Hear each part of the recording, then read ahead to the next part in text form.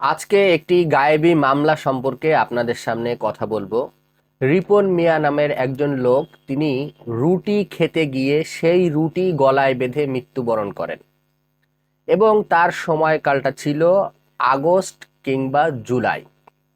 এই সময়ে তিনি মৃত্যুবরণ করেন।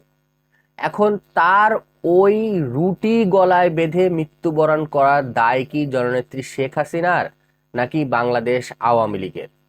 অবশ্যই এই প্রশ্নটি আপনাদের সকলের কাছে রেখে গেলাম। এই লোকটির স্ত্রী, তিনি একটি হত্যা মামলা দায়ের করেছে বগুড়া জেলার সদর থানায় এবং তিনি সেখানে 104 জনকে আসামি করেছেন, যার প্রথম আসামি হচ্ছে জননেত্রী দেশরত্ন শেখ হাসিনা। তাহলে একটু ভেবে দেখুন, যে ব্যক্তি রুটি খেয়ে মৃত্যুবরণ করেছে তাকে দেখানো হয়েছে যে তিনি আন্দোলনে গিয়েছেন, তাকে গুলি করে হত্যা করা হয়েছে।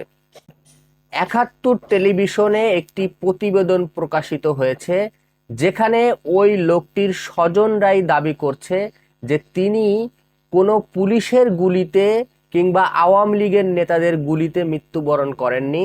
তিনি সকালবেলা চায়ের দোকানে চা খেতে গিয়েছিলেন, সেখানে গিয়ে একটি রুটি খান, সেই রুটি গলায় বেঁধে তিনি মৃত্যুবরণ করেন। তাহলে ডক্টর ইউনূস সাহেব এই যে ধরনের গায়েবী মামলাগুলো করছেন, এই মামলাগুলো করে আসলে আপনি বাংলাদেশে কি শান্তি প্রতিষ্ঠা করবেন? এই যে 104 জনের বিরুদ্ধে মামলা করলেন, পাশাপাশি 2 থেকে 300 অজ্ঞাত মানুষের বিরুদ্ধে মামলা করলেন, এই মামলাগুলোর ভুক্তভোগী ওই সমস্ত প্রায় 4 থেকে 500 পরিবার ভুক্তভোগী হচ্ছে। এই রকম সারা বাংলাদেশে শত শত গায়েবী মামলা ডক্টর ইউনূসের নির্দেশে করা হচ্ছে এবং ডক্টর আসিফ নজরুলের নির্দেশে করা হচ্ছে। আমরা জানি না এই ধরনের গায়েবী মামলা আর কতদিন চলবে। ডক্টর ইউনূস সাহেবের যে অপশাসন, ডক্টর ইউনূস সাহেব যে পরিমাণ মানুষকে নির্যাতন নিপীড়ন করছে, বাংলার মানুষ অবশ্যই ডক্টর ইউনূসের বিরুদ্ধে রুখে দাঁড়াবে, তাকে ইতিহাসের আস্তাকুঁড়ে নিক্ষেপ করবে।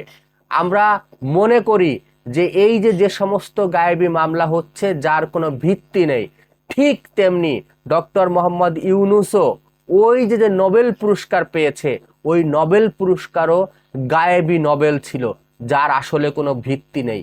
ডক্টর ইউনূস সাহেব অতি দ্রুত পদত্যাগ করুন, পদত্যাগ করে বাংলাদেশের মানুষকে শান্তি দিন।